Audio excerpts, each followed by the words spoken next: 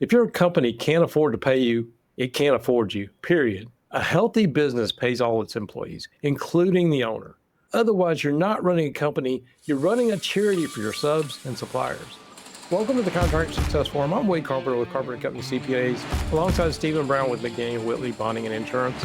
And today we're diving into a deceptively simple question, but one that should be considered very carefully. So, Stephen, I bet you thought this was going to be a pretty cut and dry topic. What do you think? Well, I did at first, but the more I thought about it, the more we talked about it.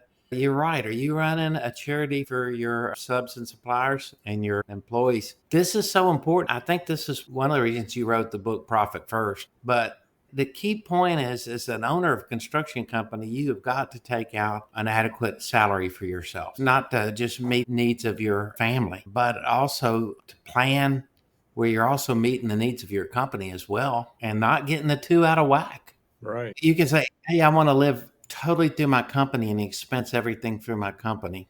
And then what does that do?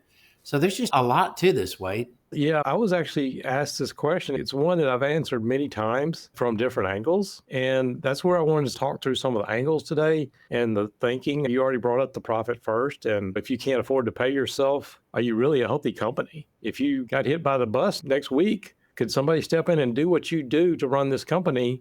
Would they do it for what you pay yourself? But then again, like I said, too few owners really pay themselves properly, or some of them go the other extreme where they take way too much out of the company. There's several things to unpack here, and that's where I wanted to sort of go with today's episode. Yeah. And what kind of sacrifices do you think you have to make to your company that's more important to yourself and your family as well? Yeah. There's the mentality, which I took for many years in my own business. Is like, okay, my employees got to eat. I'm just reinvesting everything back in there. And someday this is all going to pay off. I hear that from contractors all the time because they don't have the cash flow. If you're not able to take a salary, then something's wrong in your business. You need to build it so that you can do that. And Profit First is just one angle of that. But we also have other things like the S-Corporation rules and what is reasonable compensation. So I was just wanting to unpack some of that today. Okay. Well, let's go ahead, because this is not just contractors that have this problem. A lot of business owners do. Yeah, they do. I think back almost 20 years ago, I had an employee that wasn't with me long, but it was middle of tax season. And I think at that time, it was just me and her. I was paying her and running all over the place, not really taking. And she said something to the effect that you're the martyr or something like that. And I was like, yeah, you're not doing this for your health. You're getting paid for it. That sort of hit me the wrong way. But too often we are the martyrs in our business. We take nothing and we just say, okay, we're doing this for everybody else's benefit. And you may be right in the middle of that martyrdom, or you may have not even started your company yet.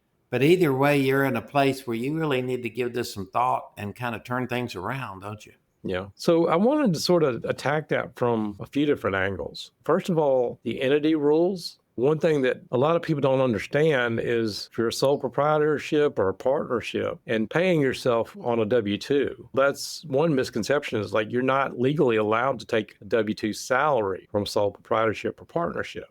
You can take the draws. You're also going to be hit with the self-employment tax, and that's where we get into all this stuff about S-corporations and avoiding self-employment tax, where people go the complete opposite way. We're going to take everything in draws and avoid all the payroll tax. But then you get into what's called a reasonable compensation issue with the IRS. There's several angles we need to attack here, not the least of which the S-corporation reasonable compensation issue. Do you ever come across that or have people talk about that? I come across it a lot as you get close to the year end, especially with subchapter S corporations. Yeah, and a lot of times that's more of a question about tax. I mean, if you are an S-corporation and you're not paying yourself on W-2, yeah, you're avoiding some self-employment taxes, but you also run the risk of getting this reasonable compensation issue brought up from the IRS. The IRS seems to go in cycles where this becomes an issue in one part of the country versus another. But if you make $100,000 plus and you take it all in draws versus, take zero in salary, you may be asking for the IRS to come in, and they claim that you're avoiding it. They can tax you for all of it, both the employer and the employee side. So that's one of the ways we think about it. If you want to stick with that for a little bit, the reasonable compensation issue from the S corporation, we want to defend against that. So we advise our clients to at least start taking a salary when they need to. How much is reasonable? We've got a service that we actually work with, and we can go in and work with our contractor and say, okay, what do you do in your business? And what would it take to replace you is essentially the question we're asking. And this is what the IRS would say. They're going to claim that all of it probably should be compensation to you if you get into a problem with this. But these reasonable compensation reports is what we look at. We go in and say, what do you do? What's your education level? What would it cost to pay somebody to do what you do in this particular location? Do you have a degree? What level of experience? All of these things play into how much you would have to pay somebody. You mean if you were to go to work for someone else? Yeah, exactly. To do what you're doing in a big city, you probably make more money than, in the suburbs or the rural parts of the country where you couldn't necessarily do that. So a lot of times we're looking at what you do. The other part of that is also, okay, maybe you're really good at estimating, but you also think, okay, I'm running the company part of the day. So what would your value be as the CEO versus a lot of the contractors out there, especially when you're starting up, you're bootstrapping, you're scrubbing the toilet yourself. So if you're spending an hour a week cleaning the office, we can take that into account and try to keep that amount as low as possible. That's at $1,000 an hour, I think, for office cleaning. Yes. No. Well, I mean, for that particular purpose, we're trying to keep it as reasonable as we can. And also, this is actually a good case. We did one for S corporation purposes, but I had a business owner probably about 10 years ago that got a Department of Labor audit. And they wanted to know if this guy was paying himself. The guy makes $2 million. He takes home that much every year. Like, that's profit. And so obviously he was set up for this. And luckily we had been doing these analysis, and it wasn't for this particular purpose. But when they came in and said, you're not paying yourself enough, then we were able to pull this out. And this guy doesn't work in the business much at all. He may show up an hour or two a week. And so we were able to demonstrate it. They completely left it alone. He's a prime candidate for the IRS bringing this particular issue up. But in that particular case, it saved his butt on a Department of Labor audit. So we've talked about that. Is there any other tax implications, IRS implications, how you pay yourself we need to review? Yeah, a lot of people have forgotten this. The Big Beautiful Bill Act that just passed reinstated basically the Tax Cuts and Jobs Act had expired from 2017. And with the Big Beautiful Bill part, they made that 20% qualified business income deduction under Section 199A. That became permanent. That's a huge tax benefit to business owners. Say you're a S corporation and you take X amount in salary. You got X amount that you're going to take in salary versus that salary becomes a deduction off your company income versus, okay, so if you reduce your company income, you're going to get less of this 20% off the top qualified business income deduction. So there can be a game of playing, reduce the payroll tax as much as possible versus getting this 20%. And it's actually a mathematical formula that you can figure out, like, what is the optimal place. And it's, again, it could be something the IRS would look at. That's another angle for this whole thing of, what do I pay myself? And I hope I didn't geek out too much, get too deep in that one. There is a optimal salary to optimize how much benefit you're going to get out of this qualified business income deduction. That's a great point, Wade. I'm sure a lot of our listeners didn't know that. It's so interesting because my first conception on this podcast was, okay, a month to live off of to take care of my family. How much do I have to make gross in order to net that much out? And then turn that back around, and how much profit do I have to generate over expenses for my business to be able to afford to pay myself that? You're right. It's amazing how many contractors out there just don't see the need to pay themselves at all. I think what you were saying about that martyr syndrome, it's not necessarily a martyr. It's just like, you got to work hard to succeed. You got to pay your dues. And yes, that's all true. But at the same time, you got to remember why you're in business. Sometimes it's just emotional. You're in business because it's just something you feel called to do. And you got to think of all these aspects, don't you? Yeah, and I think sometimes we get in a situation, we get started, and as you were just saying, it was just work a little harder and we get to this next level and things are going to get better. We see that all the time, and that's part of the teachings of Profit First in my book, of the growth, and you never see the cash from it. My hope in the teachings of some of that is that you realize that, hey, maybe I'm not bidding enough in these jobs. And I know I get pushback all the time. It's like, if I bid anymore, I'm not going to get the job. But if you can't make a reasonable living, should you go back? I'm not telling you to, because there's a lot of money to be made in construction if you're doing it right. But, have your own reality check. Are you actually bidding properly to be able to generate a profit and not leave it to chance? Yeah. At some point, you're an employee and you're happy doing your job, going home, right? Yeah. With no responsibilities.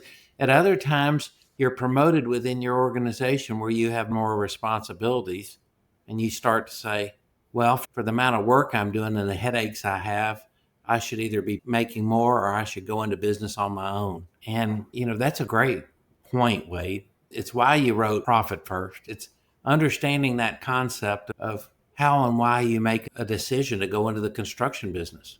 Well, it's easy to say, hey, working for somebody else, I can just go do this myself. I've been doing this for a long time. And I understand that's running the business is not the same thing as being able to know how to do the work. But Right. just to spin this to a different angle, we also have, what are your personal life targets? Are you taking home enough owner pay to cover your living expenses?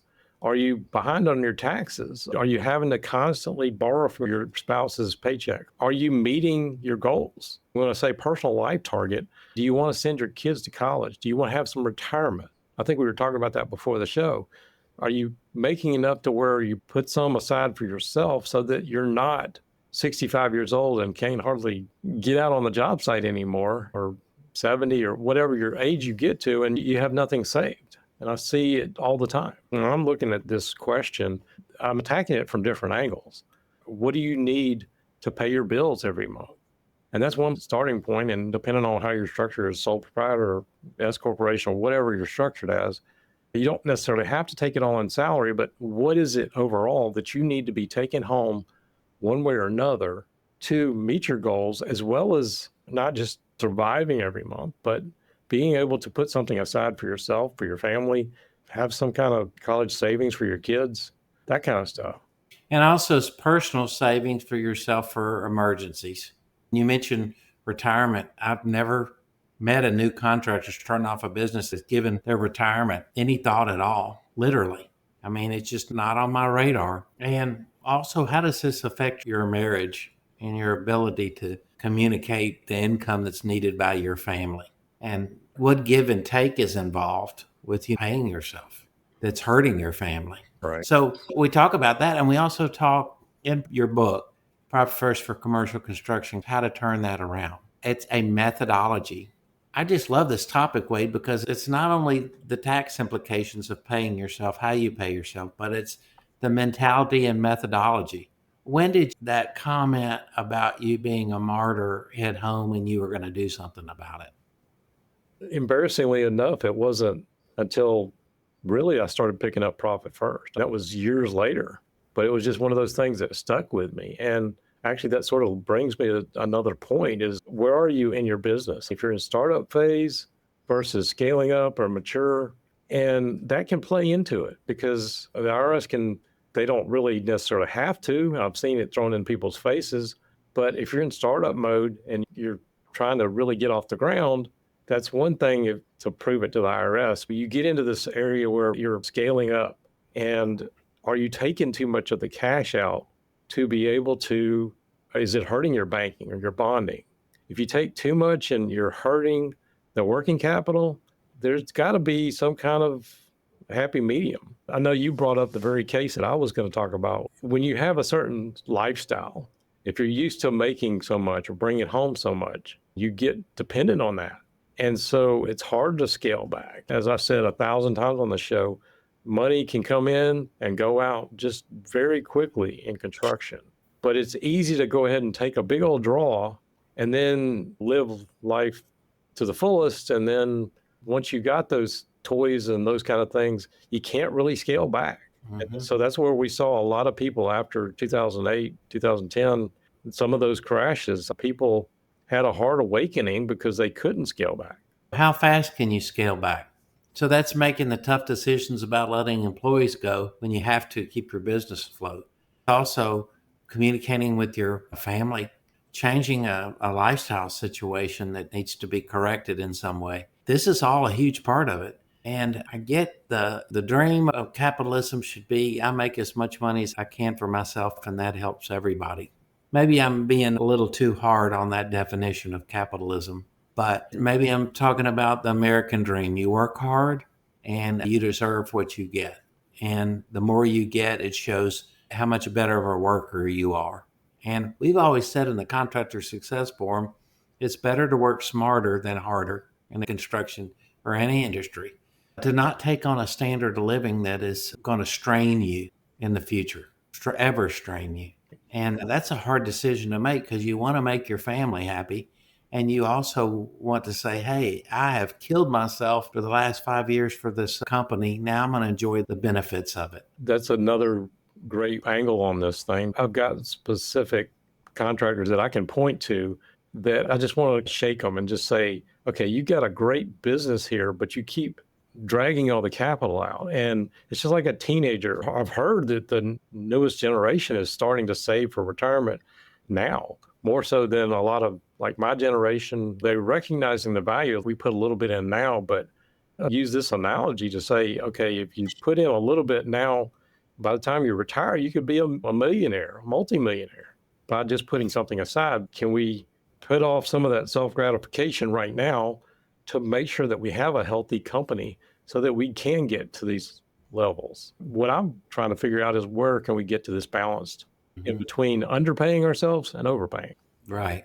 So this is a great topic and a decision to make because there's a lot of people out there might say, well, look, I need to take the money while I'm young and do these things while I can and never know what the future will hold. And then we were talking about a newer generation putting aside for retirement. And we've also talked in the past about how just savings is done forcefully through Social Security for your retirement. And also, for example, paying your property taxes when you have a mortgage. It's an automatic thing you don't think about. It forces those that don't think about it to think about it, right? So what do you think the next step is here for someone who's listening to this podcast to analyze this and pay themselves properly? Well, again, you just sort of brought one of the profit first things up. You put aside a little bit every paycheck, make sure those property taxes or the mortgage company escrows it for you. It's the same kind of deal. And yeah, there's a profit first angle. Where this sort of started, this is a question I've never really took this deep of a dive into. But the thought of what should I be paying myself? And when I get into it, okay, we are doing these reasonable compensation reports for people. This is really where the genesis of this whole episode came from. What would it take to replace you? And so we started adapting these reasonable compensation reports to put it in a light for the profit first community. What would it take for your expertise, for what you do in this particular area? That's some starting point because a lot of people don't know where to start. So I don't know what our listeners think of this episode, but if nothing else, I hope I made you think about it. I do too, because it's not just part of the equation, it's everything, I think. So if any of our listeners have any thoughts on what we talked about today, what's reasonable? Do you take too much? Do you take too little? We'd love to see those kind of things in the comments below. We do this every single week, bringing topics to contractors that you can't find anywhere else. So if you would, if you'd like to continue doing this, please share, subscribe. It always helps us out. And we will see you on the next show.